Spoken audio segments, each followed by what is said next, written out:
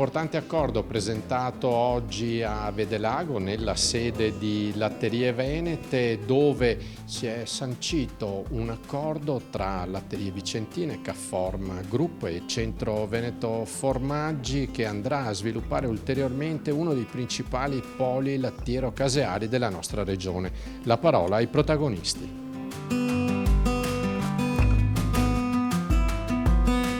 Questo è un accordo importante per il comparto lattiero-caseario del Veneto. Attraverso appunto questa operazione l'azienda che rappresento, quindi Latterie Vicentine, diventa un attore importantissimo. E cosa vuol dire essere importanti in questo settore? Vuol dire avere tanta responsabilità in un momento particolare.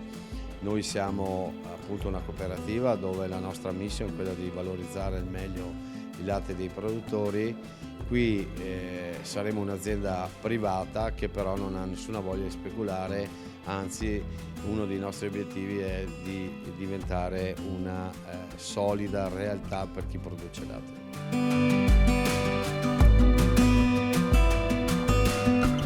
I dati ci dicono che a livello di esportazioni siamo una nazione vocata ad esportare valore. Sulla bilancia di pagamenti siamo in netto vantaggio rispetto ai formaggi che entrano dall'estero. Noi esportiamo volumi e valore. Questo perché comunque sappiamo fare il nostro mestiere, sappiamo fare delle eccellenze e sappiamo anche accompagnarle, a dire la verità, grazie ai due principi dei formaggi, il parmigiano reggiano e il grana padano, siamo riusciti a veicolare anche le altre specialità. Ora un gruppo come Latterie Venete, così composito, ha un potenziale che può dare solo soddisfazione in futuro, insomma.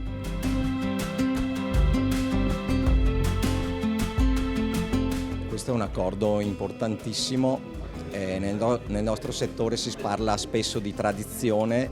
La tradizione è importante, ma non è sufficiente. Oggi serve anche una visione industriale, servono investimenti, serve crescere ulteriormente nei mercati e un'azienda da sola lo può fare, per carità, ma assieme ad altre aziende virtuose può crescere più velocemente, quindi molto molto importante.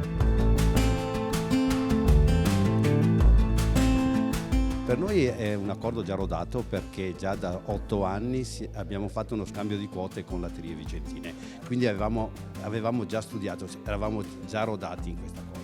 Io credo soprattutto che l'unione fa la forza, quindi abbiamo fatto un polo importantissimo per quel che riguarda il lattiero caseario e io penso che tutti ne beneficiano in maniera comune.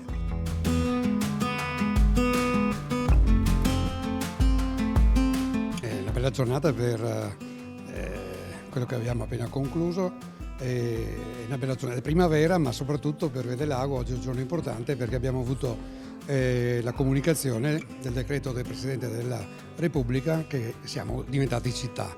Un percorso durato qualche anno, è partito qualche anno fa con la preparazione del fascicolo a cura del dottor Giacinto Cecchetto, è andato in Consiglio Comunale esattamente un anno fa, il 31 marzo 2025, e oggi abbiamo avuto questa bella comunicazione, quindi una bella primavera anche per Vedelago.